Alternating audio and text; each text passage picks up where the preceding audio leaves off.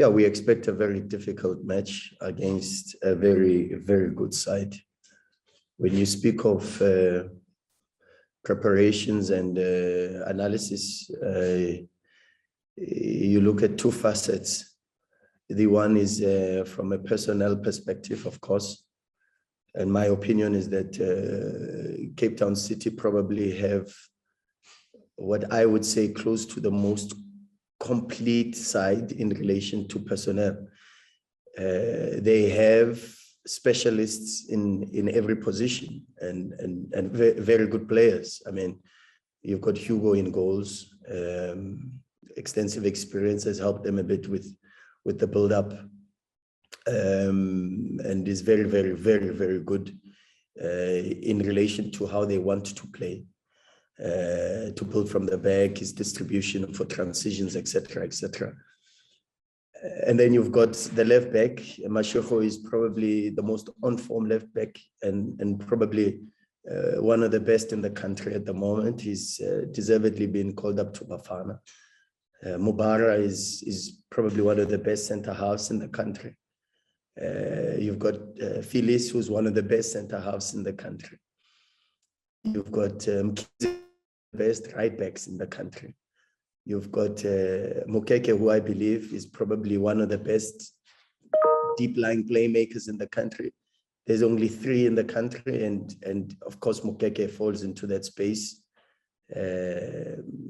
A lot of other teams play with defensive midfielders, but Cape Town City play with a deep-lying playmaker, which then also again speaks to the other part of who they are and what they're about, because as a team that wants to have a player like Mokeke deeper in positions where he initiates the build-up and he wants a little bit of comfort and to be able to find spaces higher up the pitch by dragging people to come in, then you've got the right sort of player with Mokeke. Left foot, range of pass, defensively very strong because he's got the profile of having played as a centre half and as a left back. So you should never think of Mokeke as a defensive midfielder. He's extremely offensive, and everything looks to start through him. And then, of course, you've got an Odada who's got the highest number of chances created. The same with Mdantsane, who's probably their most important with, I think, 9 goal-scoring contributions in goals and assists. You've got, Fakri Lake is on form, 2 goals in the last 4 games. Speed, directness, the ability to play in front of the defensive line, behind the defensive line. Rulani, who for me is probably one of the best players and one of the best players in the league. Highest number of dribbles, highest number of box entries, highest number of chances created. Huge shot volume, shoots a lot and looks to capitalize to finish situations. And then you've got the Craig Martin, who can play on the line, create double wide situations when they play with the back 4 and maybe even join the offensive line and create a 2-pronged attack with Leke. And then depending on the structure, and as I said, from personnel, you then move into the structure, which is a bit more complex because in the last 4 games, they've had 2 different structures. And then within the 2 different structures, for an example, against Sikukune, where they played with a back 4, they had Ajegan playing as a top striker instead of Fakri, and Ajegan's interpretation of the position is a lot more different than Fakri because of his tendencies to be a 10, and then that replicates a false 9 sort of structure, and then you still have a Rulani to come in if the centre halves attach, and you have a Craig Martin to come in. The centre halves attached. So, yeah, a very interesting team, a team that is only second to Sundowns in relation to possession, a team that is only second to SuperSport in terms of efficiency on their transitions, a team that has 7 players that create big chances on average per match, and a team that has 8 players that create over 50 passes in relation to possession and looking for the ball and willingness to play. So already you can then see that it's a team that's got, and of course, even in the league, they've got the highest XG, or the second highest XG. They create the second highest number of big chances in the league. So already with regards to the data, with regards to the analysis that we've gone through, and extremely extensive with that work, you can already see that it's two teams with similar playing profiles. They initiate the way they want the game to be played by using the ball, and want to be dominant. And we expect, when there's a clash of styles, methodologies, game approaches, then you look to win the game on different other factors that contribute in terms of performance. But a good team with a very, very good attack, strong attack, with a lot of individual players that can influence the game on their side. Thanks, Fatu. Morning, coach, and congratulations on getting this far. My question is just probably you set it up nicely with the data that you've given us, but Cape Town City. Someone with the. Okay. Yeah. Let me just.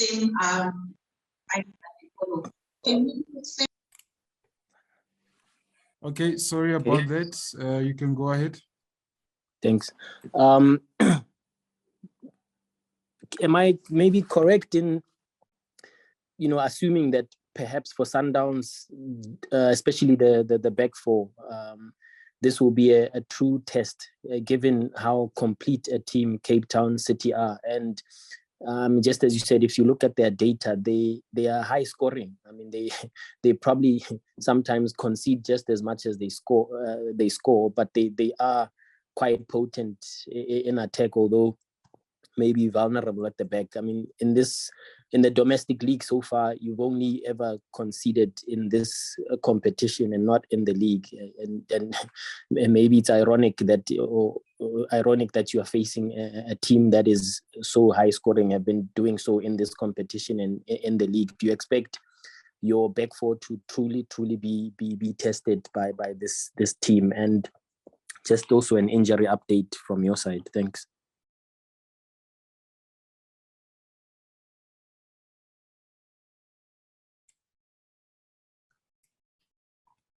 Yeah. Thanks, Shubs.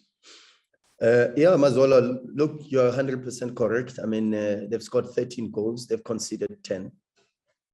But if you look very closely at Cape Town City, and in responding directly to your question, it's going to be a very difficult game for the entire team, because a lot of the play, as I said initially, starts with a Phillies that is very comfortable to drive into the midfield, whether it's a back three, like you saw against Pirates initially with Faseka, Phillies, Mubara. And you have these possibilities of Phillies creating overloads by dribbling into, very similar to how Chelsea and how Rudiger does the movements to create these overloads in the midfield. And then you've got Mubara, who's very comfortable to bring the ball out, to find the vertical pass into the half space, to find the diagonal ball into Rulani, who is inverted into the opposite half space, or to find the ball behind the defensive line with the Fakri Lakades. Or then if they can't find, if they've got pressure on their defensive line, they then look for Mokeke to either come a little bit into the space in between the center halves, or maybe even into the space on the half space on the left-hand side, so he can receive and play a diagonal ball to the right, or Tami Mukize or Craig Martin. So the work that we have is the work in dealing with their build-up. We've got a lot of work to do with dealing with their build-up, and if we can work very hard and invest a lot of energy in relation to that, we should be okay. But this is a different game that's got a different component, and therefore we've got to look at our own schemes and manipulate our schemes to try and deal with the detail that you get from an inverting Mkize or an aggressive overlapping Mashiko. And then in certain moments when they play with Fakri, How do we interpret the offensive line, Craig Martin coming in, if it's a back three, back four? Or if they go again with Ajagan as a false nine, how do we interpret that? And how do we deal with the space that is created in front of our center halves? So, yeah, I agree with you. It's a bit more complex, but they've got their weaknesses too. And we've got also a lot of very good players and players that will be on the pitch that will help us to look to dominate possession, that will help us to look to influence the game our way and play it the way we want it to be played. We want it to be a dominance and no contest, and that's the personality we always adopt. But good, we come into it with players that are on form and playing very, very well. Mshishi is playing well, Andile Jali is playing well, Riva is playing well. All our center halves have come in. Brian Onyango has done very well when called upon. We have the options of having Ricardo Nascimento, who's ready for local matches, and Musa has been stable. Dennis Onyango is playing exceptionally well, and we've got collectively, I mean, you can go on and on and on. Mudawa has been exceptional the last 3 matches. You've got a Lila K that's Mr. Consistency. Huge influence on set pieces, on open play, and creating opportunities. And then, of course, Peter Shalulile, Kermit, Villa, Safranco are in good moments at this point in time in the season. So we feel also that the final has come at a good time for us, and we feel very confident going into what will be a very difficult game against the team, as you said, will not say complete, but almost complete. And when I say almost complete, I'm not talking in relation to how they play and the schemes that they adopt on the pitch. I'm talking personnel and the players that they have in relation to the structure that they adopt sometimes. So yeah, it should be very interesting.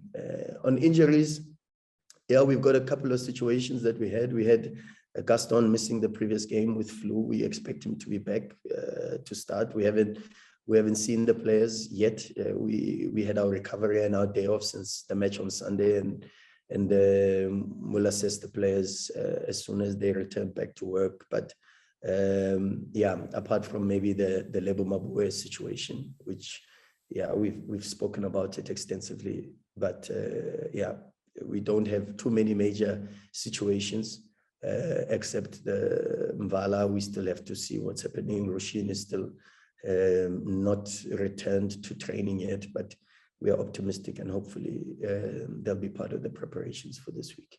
Thank you very much, Fatu. Good morning, Coach Rulani, and good morning to all my colleagues as well. Coach, I think obviously, you know, you've got the experience of playing in cup finals, but this is your first as one of the head coaches. Coach, obviously the players might be a bit excited, you know, playing this final, but how do you manage the game and not the occasion? What is your plan in regards to that? How to manage the game and not the occasion? And secondly, Coach, I think also it's a bit of a foregone conclusion that you're only as good as your players. And you've spoken glowingly about, you know, the structure of Cape Town City and how the certain schemes that they adopt on the pitch. But your thoughts on Coach Eric Tinkler? I mean, he's also guided Pirates to the CAF Confederations Cup a couple of years ago, where he's played in cup finals. He's lifted 1 or 2, if I'm not mistaken. Your thoughts on Coach Tinkler and on how to manage the occasion and not how to manage the game and not the occasion on Saturday? Thank you. Thanks, Karabo. Very, very, very good questions. Look, if we have in any way, I think, have to personalize the question in relation to the lack of experience for cup finals, then the good thing is that we have the experience that Mangoba has with cup finals, then Steve Kompela has as head coaches in cup finals. We have the experience of the players in dealing with cup finals. I think we are blessed in that space that we have players that have played so many cup finals. They've played games of consequence, and they know what games of consequence and playing games of consequence means for the club, and how important it is for us to be able to put this one to bed for the club. It is the one trophy that over the years we haven't won. And it's a trophy that we are motivated by the desire of our goals and not motivated by the pressure of having not won the trophy. It's two different aspects. The one comes from more of a negative context. The one comes from more of a positive context. And us being a positive club, we want to be inspired by the goals, the ambitions, the targets, the direction that we want to take. And the MTN8 is very important for us in laying the marker and moving forward into winning the first cup final this season. And so that becomes very important. And once you have that context, it's easier then to understand that you can't come to the occasion. You've got to be part of the occasion. And when you're part of the occasion, it's very different to coming to the occasion, because when you come to the occasion, it's easy to come with your backpack. But when you are part of the occasion, you've got to perform and you leave the backpack at home. So everything else, the previous performances, the surnames of the individuals, the names of the individuals, they matter for nothing when you come into the cup final, because those belong to the backpack. And when you arrive for the occasion where you've got to perform in and you've got to bring your A game, then you leave the backpack aside, because you don't want to be like Zahara or Usindhom. So that's for us. We want to be there, we want to perform, and we want to give a good account of ourselves. And that then means already that we've got to respect the match, 11 versus 11 on the pitch, and not the occasion. And I think we are fortunate that we've got enough experience, not just from a players, personnel, but also from the technical staff and people that have done exceptionally well with regards to cup finals. Thank you, Coach. And Karabo. Oh, Eric Tinkler. Oh, no, Oh, sorry. No, Eric Tinkler. I've got huge respect. Always warm, always cordial with regards to our interactions. Has shown over the years, even while as an assistant coach to Roger at Bidvest Wits, his huge understanding of the game. In all the teams where he's been head coach, there's been a clear playing profile.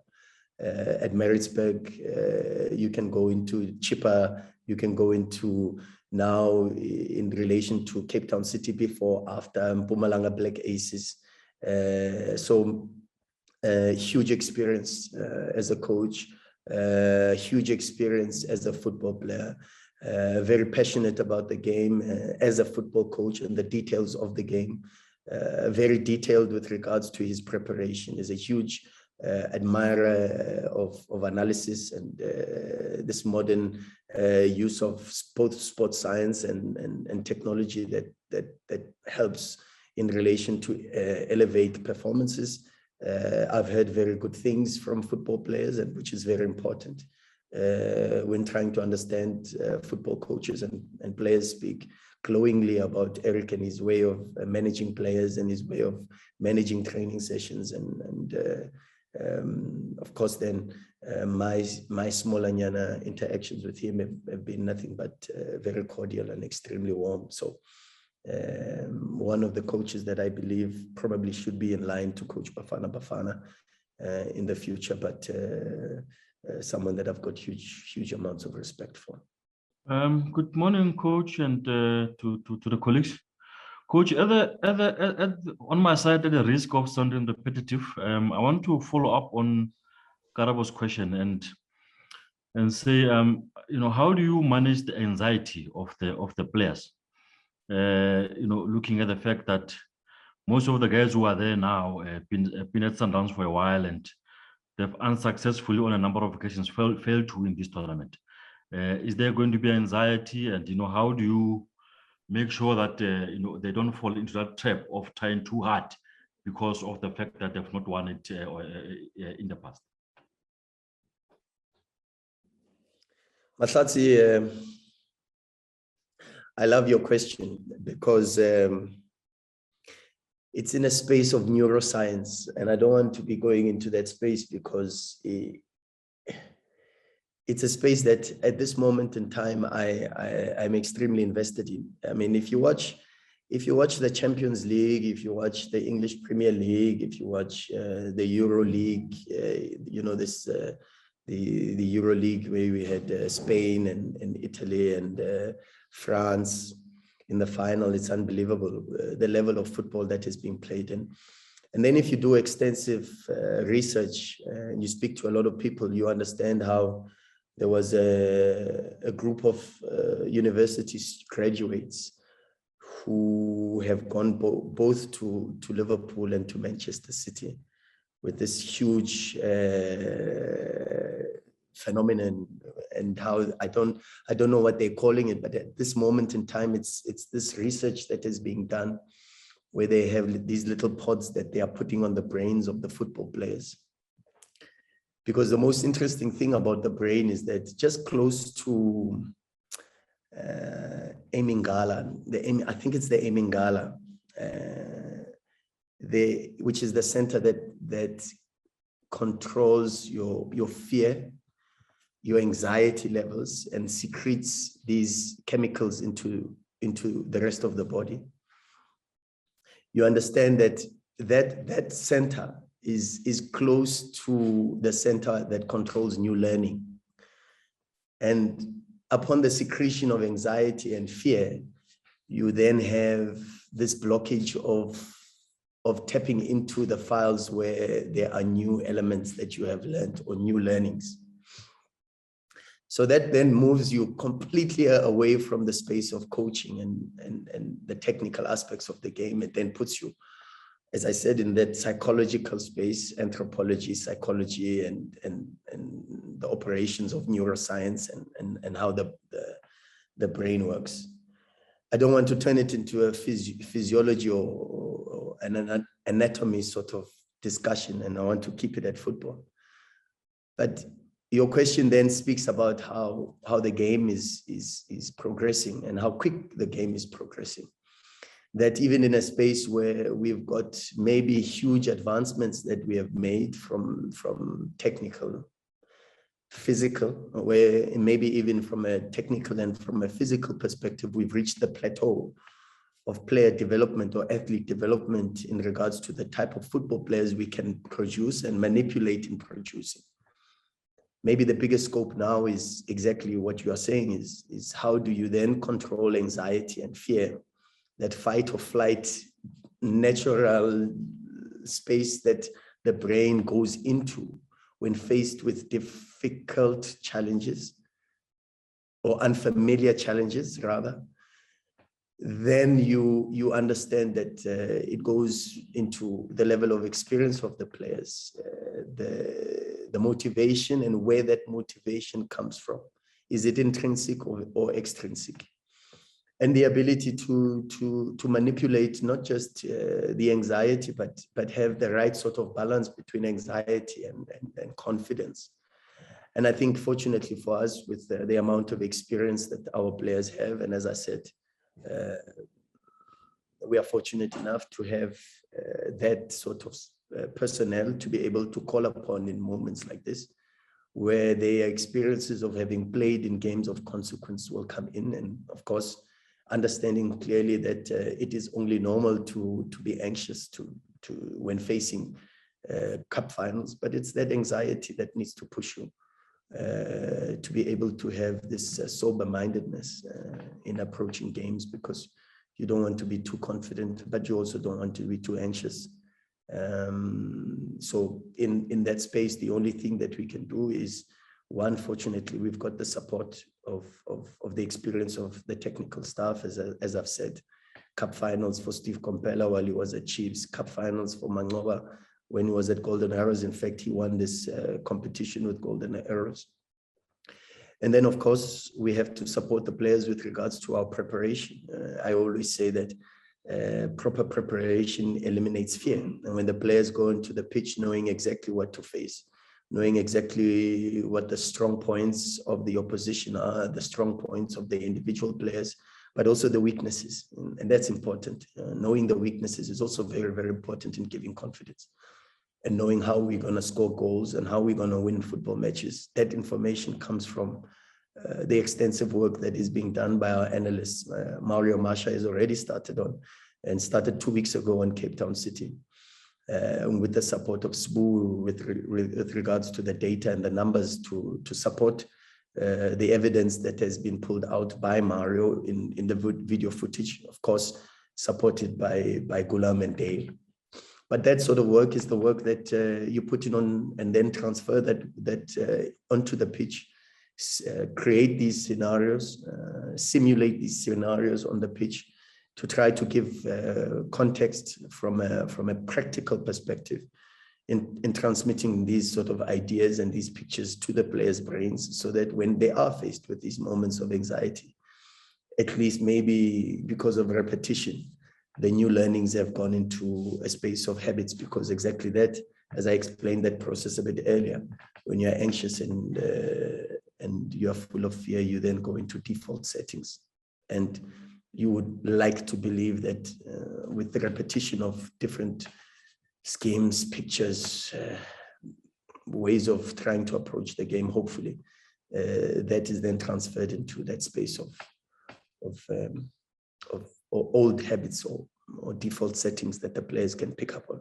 So yeah, and playing football at the end is like driving a car. The more you think about certain things, the more anxious you become. So hopefully we are able to be as well prepared, so that we don't have to think about these pictures. But when we see these pictures, the brain already says, automized. And then they can find quicker and more dynamic solutions towards the football problems. Thanks, Fatu. Hi, Coach. Hope you're well. Coach? Very well, Rob. How are you? Very good, very good. How's the weather in Cape Town? Nice and warm today. Nice and warm, finally. Coach, you've waxed lyrically about the playing personnel and the coaching staff of Cape Town City. It's a team that, since 2016, I think it's 6 wins aside. How much just personally do you guys as the technical team thrive on the challenge of playing a team like this and on a big occasion in the final? Yeah, well, when you are part of Mamelodi Sundowns, you can never personalize. I mean, this institution is far greater than all of us. This institution has millions and millions of people whose livelihood, whose happiness, and you use the term happiness index, is what we have in relation to influencing the happiness of the millions of Mamelodi Sundowns supporters. And then, of course, because of the profile of the leadership, people who are selfless and people who are extremely humble in relation to how they approach society and how they approach life and how they use football merely as a means of giving back and trying to uplift the communities. You then understand that when you are part of Sundowns, ours is only but to serve. And when you are a servant, it becomes nothing but no personal context. And this is our mentality. Of course, in the space of being a true sportsman and being extremely competitive, we want to win. We play every match to try to win. But it is to try to win for the club. It is to try to be at service for the club and its people and the Motsepe family. And when we have a clear understanding of that, then it gives us and it galvanizes this energy that we need to be able to serve and give 150% in relation to the work that we do. And when 3 a.m., 4 a.m. comes up and you've got to still continue going and going and going, you understand that we are only at service, and you have this fuel that is inside of you that still allows you to dig deeper and push on and work even harder. And that's the work that we try to carry out to try to support this team, support the players, and make the Yellow Nation extremely happy. So yeah, we are at service, and as long as we still are here, while we are still here and giving the service that we have to give to this beautiful club, and we'll do it with the greatest of diligence, extreme amounts of hard work, and always remembering that we have to be selfless, and it can never ever be about us. And maybe you guys think it's easy to say this before the final without lifting the trophy, but believe you me, it's the same talk that we'll have even after the final. Morning, coach. It's David from Mediski. How are you? How are you, Dave? I'm good. Coach, Very just a quick one. You already told us how much it would mean for the club, to win this trophy that has eluded you since 2008. But maybe on a personal level, how much would it mean to you, to win a trophy that Pitso Mosimane, your former mentor and you have a close relationship with him, didn't win with the club? Thanks. Yeah, but it's a trophy that many others didn't win, and not just Coach Pitso. I mean, Coach Pitso's CV speaks about for itself, the work that he's done, and of course, I always say this: I am not in competition with Coach Pitso. I can't be looking to win things because Coach Pitso didn't win them, and then of course, because at the end, it's also not an individual thing. The leadership of the club, from a technical perspective, means that there's more than one coach in our space, and therefore to personalize and to put it only about me becomes a little bit of a difficult space to go into. Huge respects for the work that Pitso has done at Mamelodi Sundowns, huge respects for the trophies that he's achieved, and of course that's the focus. The focus is trying to make sure that we continue the legacy that has been left behind, the success that has been left behind, but not just by Pitso, but by even his predecessors, because it takes more than one human being to build an empire. And while you are at service, while you are in the position of leading, of course, as a group with Coach Mangoba and Coach Steve Kompela, Coach Wendell, we understand that our responsibility, again, once more, is to serve this institution. And as I said, while we're still here, we will do that to the best of our ability and make sure that we continue to try to win all the trophies that are on offer, every single match, every single training session. That's our mentality. We want to play with intensity. We want to play with a lot of concentration. And to do that means you've got to be selfless. And for the players to be selfless, that mentality needs to be driven from us, the technical leadership. So, yeah, it's got absolutely nothing to do with Coach Pitso or myself. It's about the club, and that's where our focus lies.